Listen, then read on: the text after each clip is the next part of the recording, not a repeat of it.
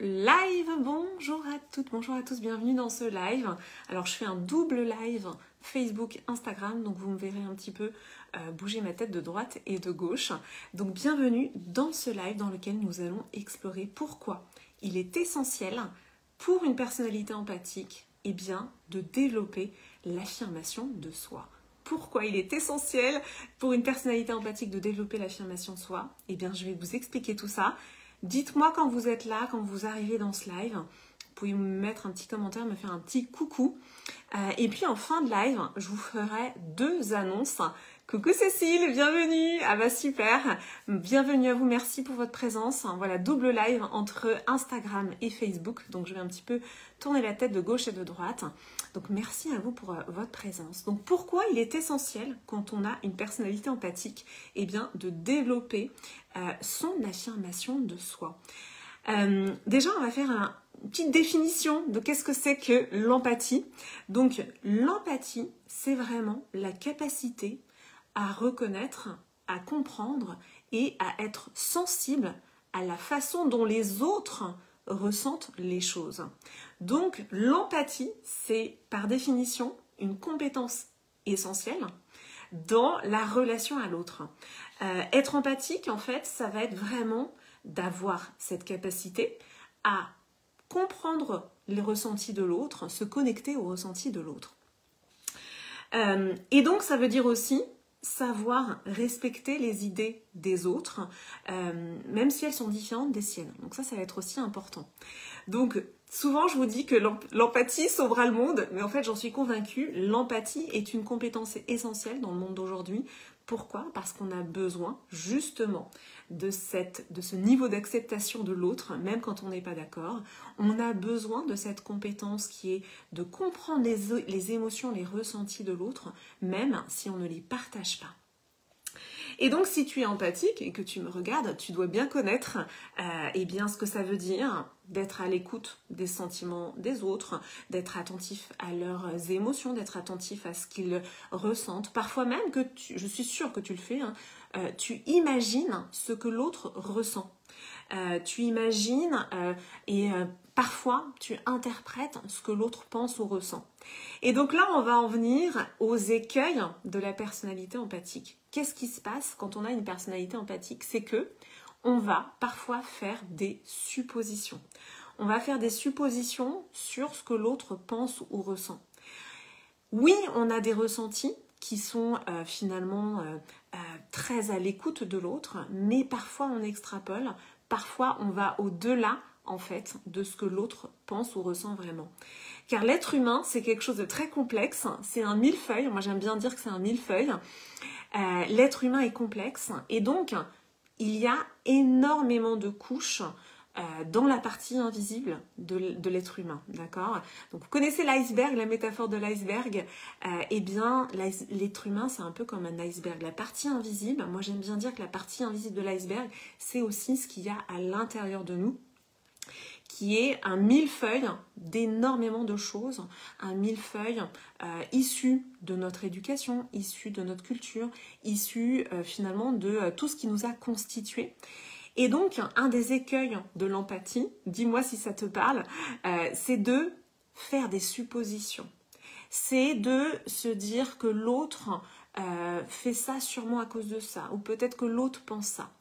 Alors dans ce live, je vais vous parler d'anecdotes personnelles, parce que si j'en suis venue à m'intéresser à tout ça, c'est parce que évidemment j'ai une personnalité empathique.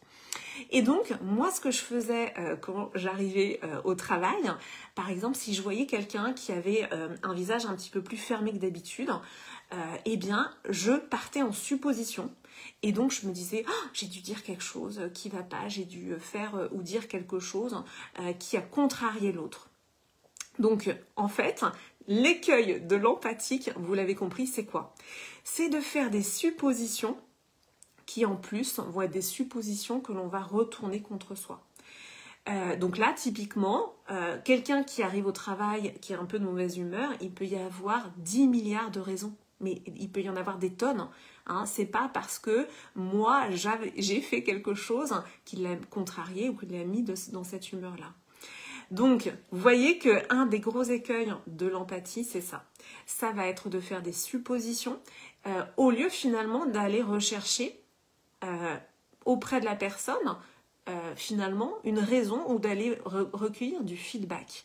Alors c'est quoi le feedback? Eh bien c'est d'aller recueillir en fait une explication. Donc typiquement, si je reprends mon exemple de quelqu'un qui arrive au travail, qui a l'air renfrogné, bah en fait je peux tout simplement aller lui poser la question, de lui dire bah ça va, tout va bien, est-ce que tu veux qu'on aille prendre un petit café ensemble? Et vous voyez qu'en fait, en faisant ça, je propose donc d'aller prendre un café à la personne. Et au final, cette proposition me permet de valider ou d'invalider ce que j'ai supputé, c'est les hypothèses que je me suis faites. Et donc là, on est dans l'affirmation de soi. L'affirmation de soi, c'est sortir de sa tête, sortir de son mental pour aller rechercher des confirmations. Ah, bah, mon live sur Instagram s'est arrêté de manière inopinée. Donc bon, je ne sais pas pourquoi. Alors, je vais essayer de le relancer en même temps. Bon, ça, c'est les aléas du direct. Voilà, je relance le live sur Instagram. On va voir ce que ça donne. Bon, sur Facebook, j'espère que vous allez bien. Voilà, je suis en double live. Enfin, plutôt, j'essaye. Donc, j'en étais aux écueils, les pièges, en fait, de l'empathie. Donc, les pièges de l'empathie. Donc, je relance mon live sur Instagram. Bienvenue à vous. Les pièges, donc, de l'empathie, ça va être ça. Ça va être, en fait, un manque d'affirmation de soi, c'est-à-dire qu'on va tout garder dans notre tête. L'empathique, il a tellement cette perception fine des choses qu'en fait, il va partir en élucubration mentale et rester coincé dans sa tête et il ne va donc pas aller rechercher une confirmation à l'extérieur. Donc les conséquences du manque d'affirmation de soi quand on est empathique, elles sont multiples. Ça va être déjà une surcharge mentale. Donc déjà, vous voyez, la première chose qu'on peut faire, c'est venir un petit peu s'apporter de la douceur, et vous pouvez le faire avec moi, au niveau du mental. D'accord? La surcharge mentale, c'est quelque chose de très présent pour les empathiques.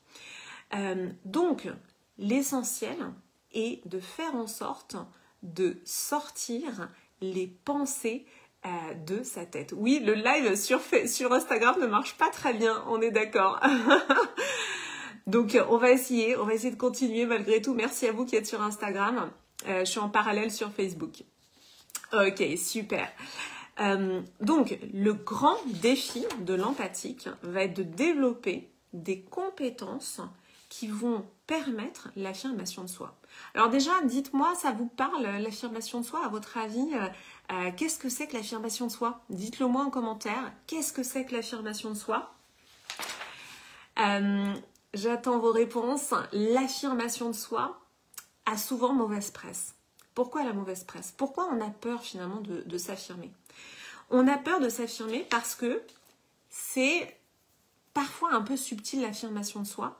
On peut parfois basculer dans quelque chose qui prend beaucoup de place. Et une des plus grandes peurs des personnalités empathiques, c'est quoi? C'est d'être rejeté. Donc, l'empathique va préférer rester dans sa tête, hein, comme je vous le disais, on reste enfermé dans notre tête avec nos pensées, plutôt que de verbaliser des choses, de s'exprimer, puisque ça serait courir le risque de se faire rejeter. Et je vais vous en parler. Moi, dans mon processus de transformation de personnalité empathique, renfermée, hyper mentale, timide, vers l'affirmation de soi, eh bien, il y a eu un passage qui n'a pas été facile, où j'ai eu des remarques, où finalement, on me disait, mais oui, Clémence, oui, c'est bon, on a bien compris que tu étais en train de t'affirmer. J'ai eu des remarques d'amis qui me disaient, oui, c'est bon, tu penses bien à toi, là, on a bien compris. Hein. Donc, vous voyez que dans le chemin de transformation, pourquoi aussi c'est pas simple quand on est une personnalité empathique et qu'on va vers l'affirmation de soi, c'est que les gens autour, les gens autour n'ont pas l'habitude de voir quelqu'un qui s'affirme. Donc, il va falloir tenir sur la longueur. Il va falloir tenir sur la longueur sur le chemin d'affirmation de soi. Thomas, tu me dis, quant à son boulot, on s'affirme, mais pas dans sa famille. Et oui, il peut y avoir aussi des décalages. C'est-à-dire que parfois, c'est plus facile pour vous de vous affirmer au travail.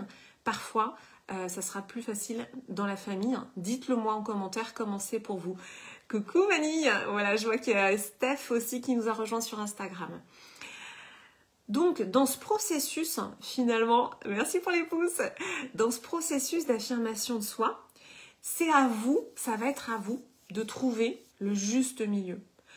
L'affirmation de soi, c'est un équilibre entre le côté passif, que je vous ai décrit, la passivité où finalement je ressens des choses et puis je garde tout pour moi. Or, on sait que tout ce qui ne s'exprime pas s'imprime à l'intérieur. Donc, si je suis passive, que je ne m'exprime pas et que je laisse toutes ces ruminations mentales à l'intérieur, en fait, c'est à moi que je fais du mal. D'accord? C'est à moi que je fais du mal. Donc, l'affirmation de soi, c'est vraiment cet équilibre entre la passivité d'un côté et l'agressivité de l'autre. C'est les deux extrêmes, passif, agressif. Ça, c'est vraiment les deux extrêmes. Donc, votre équilibre, ça va être à vous de le trouver. Ça va être à vous de vous mettre, en fait, dans ce juste milieu. Et donc, l'affirmation de soi, c'est vraiment cette expression à l'extérieur de ce que vous ressentez à l'intérieur. Cette expression à l'extérieur de ce que vous ressentez à l'intérieur. Et donc, c'est là que je vais vous parler d'anecdotes personnelles parce que moi, ce cheminement a changé complètement ma vie. C'est une réalité. C'est-à-dire que je gardais tout à l'intérieur. Parfois même, je ne m'autorisais même pas à penser. J'étais sur un niveau très très loin. Merci pour les pouces. J'étais sur un niveau très très loin d'affirmation de soi. C'est-à-dire que même avoir une pensée personnelle, c'était quelque chose que je m'empêchais d'avoir.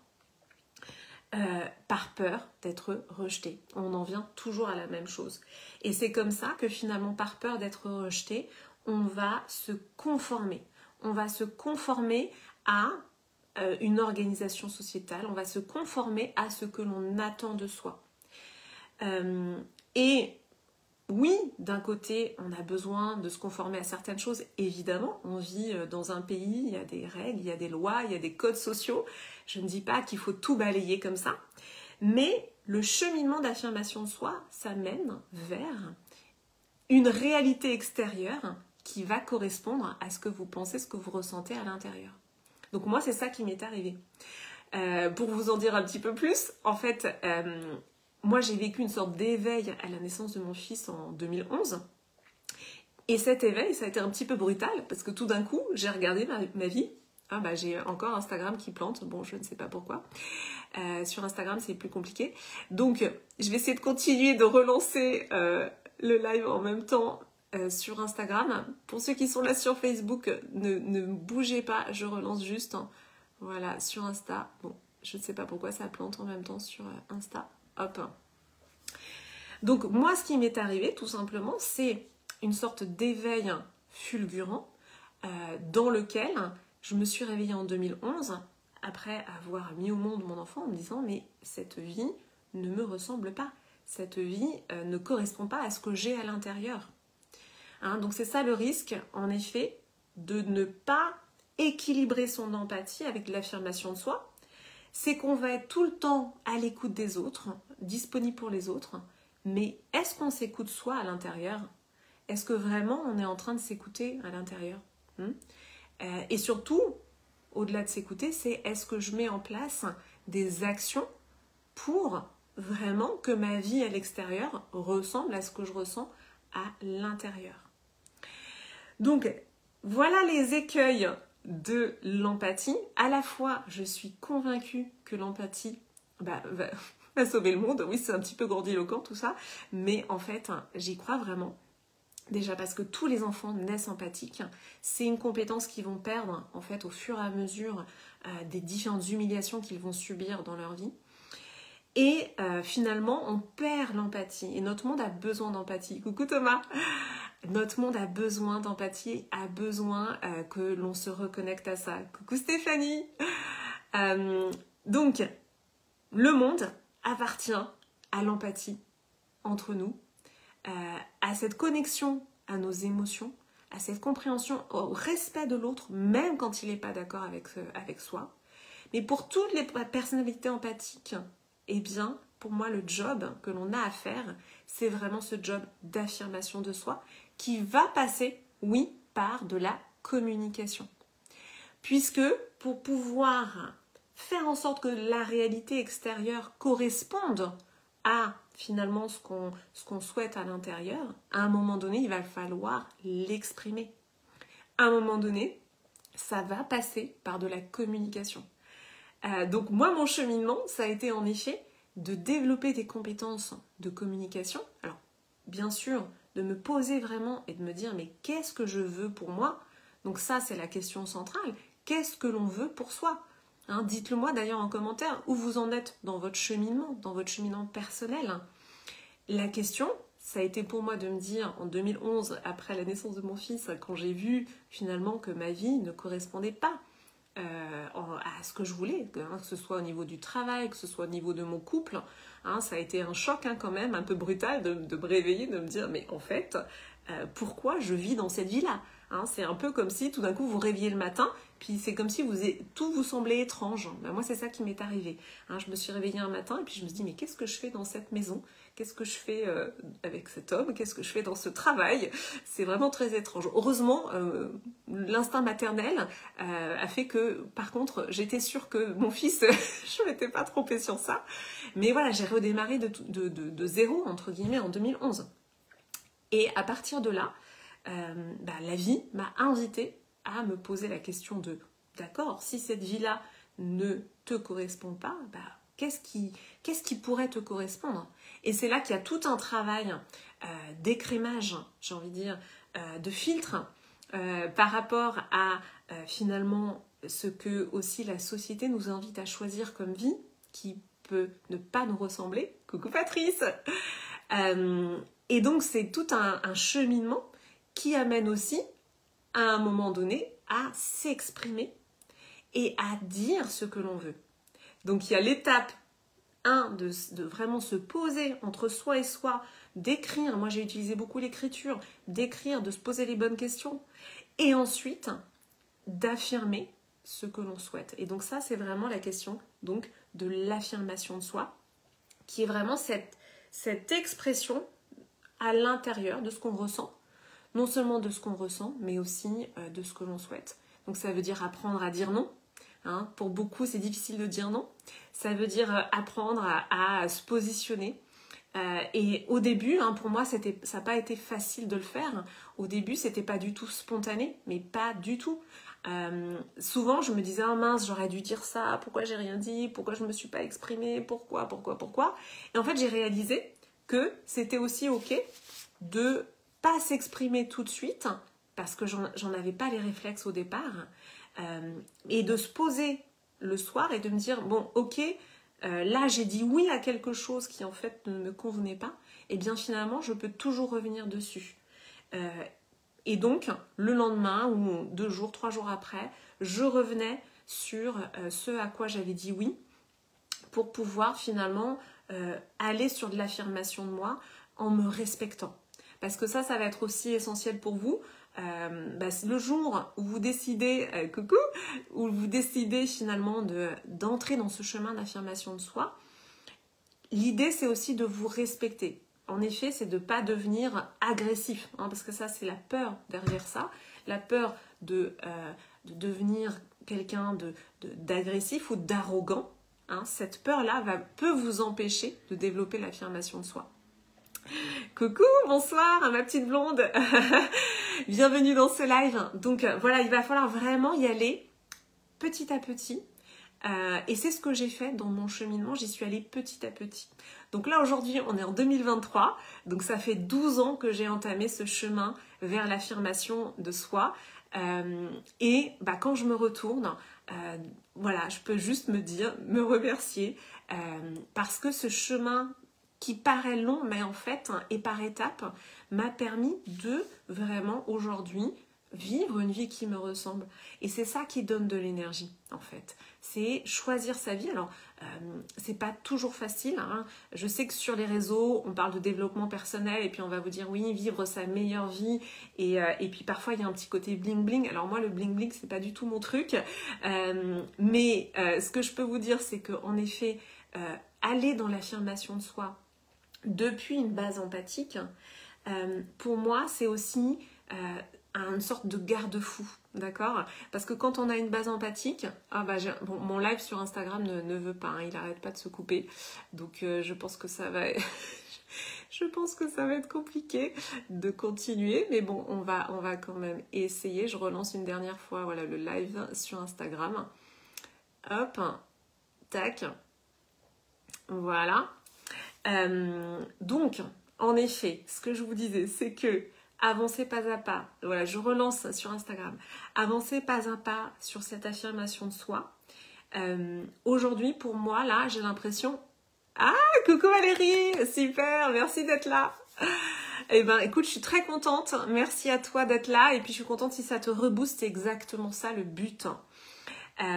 Donc, voilà, ce que je peux vous dire en tout cas, c'est que un jour après l'autre, il n'y a pas de petite victoire dans l'affirmation de soi. Là encore, cette semaine, voilà, je vous montre, moi j'ai un petit carnet, voilà, un joli petit carnet.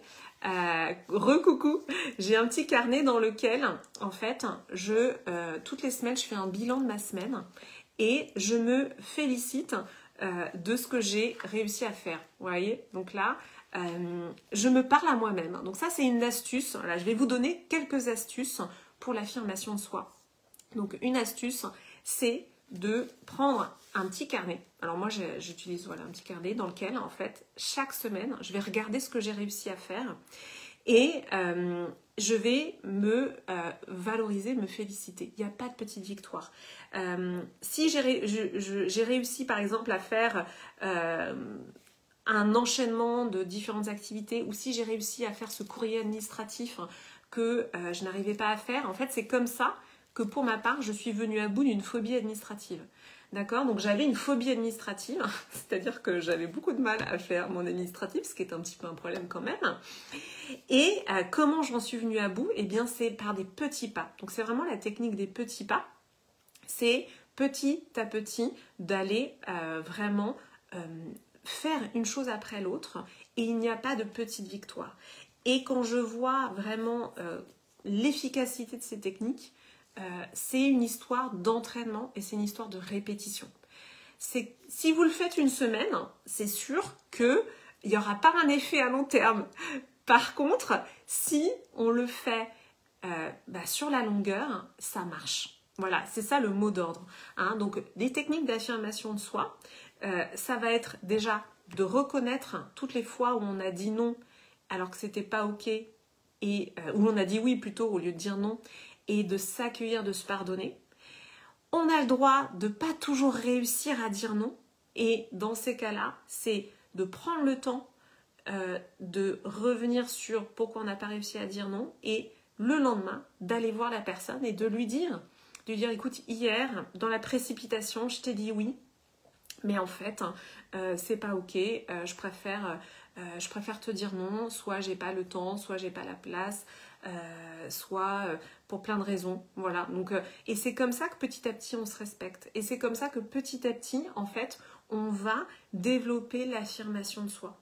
Et c'est comme ça qu'en tant qu'empathique aussi, on se resserre sur soi-même, on se resserre sur qu'est-ce que je ressens à l'intérieur et qu'est-ce qui est important pour moi. Voilà, dites-moi si ça vous parle, dites-moi si ça résonne. C'est pour moi une brique essentielle, l'affirmation de soi. Et vous pouvez commencer aujourd'hui. Il n'y a pas de c'est trop tard. Non, c'est aujourd'hui. Voilà, j'ai eu 44 ans cette année et en fait, j'ai l'impression que ma vie ne fait que commencer. Pourquoi? Parce qu'en fait, je m'autorise et je me pardonne et je m'accepte telle que je suis.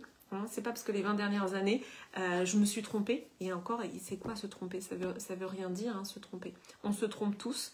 Et en fait, c'est finalement quand je me plante, je pousse mieux. Vous connaissez peut-être cette phrase. Moi, je me suis plantée plein de fois. Je me suis plantée dans mes choix professionnels. Je me suis plantée dans... alors, pareil, on peut pas dire dans mes choix amoureux parce qu'encore une fois, aujourd'hui, j'ai un enfant magnifique.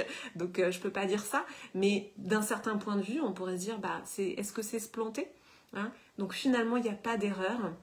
Il n'y a jamais d'erreur. C'est on essaye, on apprend et on se donne aussi le pardon nécessaire pour continuer.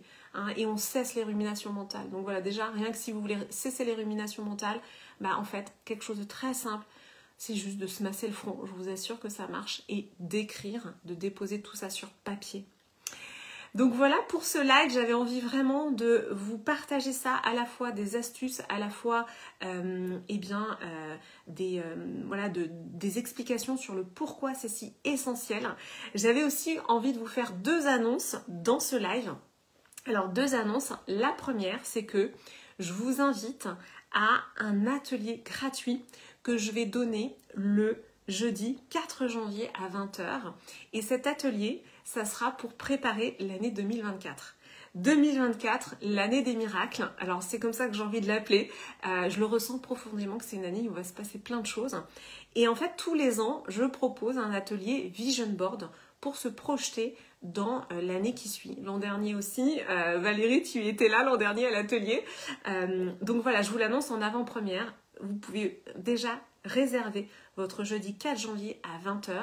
Donc ça sera un atelier gratuit dans lequel je vais vous guider pour réaliser votre vision board. Alors c'est pas un atelier collage parce que le vision board, oui, voilà, après vous pourrez le faire, mais c'est surtout de vous guider à vous poser les bonnes questions. Pourquoi ? Parce que on peut aussi avoir des désirs qui nous viennent de la société qui ne sont pas nos désirs à nous. Et dans cet atelier, je vais vous guider avec aussi des pratiques méditatives, des pratiques d'hypnose pour vraiment avoir aussi une connexion à votre essence, une connexion à vous-même pour avoir les bonnes réponses, pour avoir finalement un guide, quelque chose qui va vous driver aussi pour 2024. Ah ok, Valérie me dit, donc Valérie qui était là l'an dernier à l'atelier, donc Vision Board, me dit que son Vision Board, tu me dis, j'ai quasi tout coché cette année. Non mais c'est dingue, incroyable. Donc, vous voyez, le Vision Board, ça marche.